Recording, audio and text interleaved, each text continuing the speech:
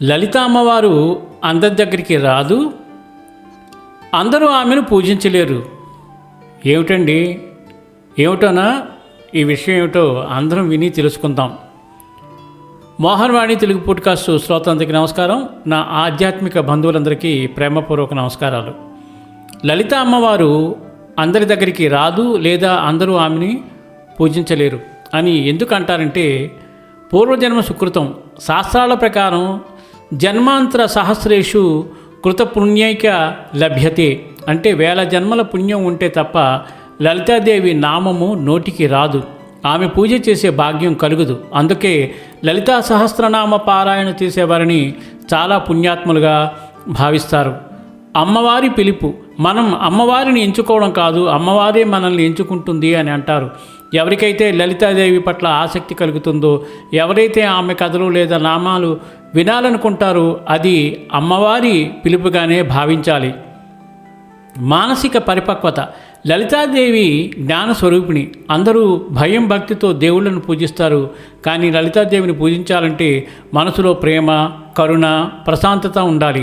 రాగద్వేషాలతో నిండిన మనసులోకి అమ్మవారు ప్రవేశించదు. ఎవరైతే మనసును నిర్మలంగా ఉంచుకుంటారో వారి దగ్గరికి అమ్మవారు పరిగెత్తుకుంటూ వస్తుంది. గురువు మరియు సంకల్పం. కొన్నిసార్లు మనం పూజ ప్రారంభించాలనుకున్న ఏవో ఆటంకాలు వస్తూ ఉంటాయి. అది అమ్మవారు మనల్ని పరీక్షిస్తున్నట్లు లెక్క.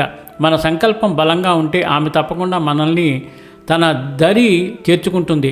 అమ్మవారు మీ దగ్గరకు రావాలంటే ఏం చేయాలి? అమ్మవారు అందరికీ తల్లి. తల్లి బిడ్డ దగ్గరకు రాకుండా ఉండదు. కాకపోతే మనం ఆమెను పిలిచే విధానంలో కపటం ఉండకూడదు. రోజు శ్రీమాత్రే నమః అని ఒక్కసారి మనస్ఫూర్తిగా అనండి. అమ్మవారిని ఒక చిన్న పాపలా భావించి మీ ఇంట్లో అలంకరించుకోండి. కఠినమైన నియమాల కంటే నిజాయితీ గల భక్తిని ఆమె ఇష్టపడుతుంది.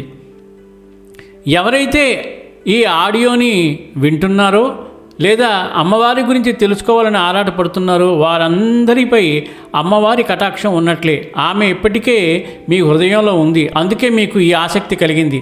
అమ్మవారి ఆశీస్సులు మన అందరిపై ఉండాలి అని మనస్ఫూర్తిగా కోరుకుంటూ, ఇలాంటి మరిన్ని ఆధ్యాత్మిక విషయాలు తెలుసుకోవాలనుకుంటే తప్పకుండా మన ఛానల్ని ఇప్పుడే సబ్స్క్రైబ్ చేసుకోండి. ఓం శ్రీ మాత్రే నమః. సర్వే జనా సుఖినో భవంతు. లోకా సమస్త సుఖినో భవంతు. స్వస్తి.